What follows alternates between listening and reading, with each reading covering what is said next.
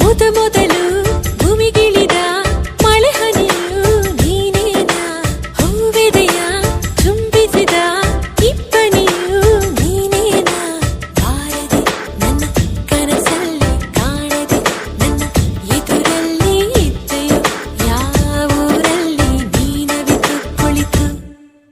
ಅಲ್ಲ ಮಳೆ ಹನಿಯಲ್ಲ ನಾನು ಹಿಂಗೋದಿಲ್ಲ, ಅಲ್ಲ ಇಬ್ಬನಿಯಲ್ಲ ನಾನು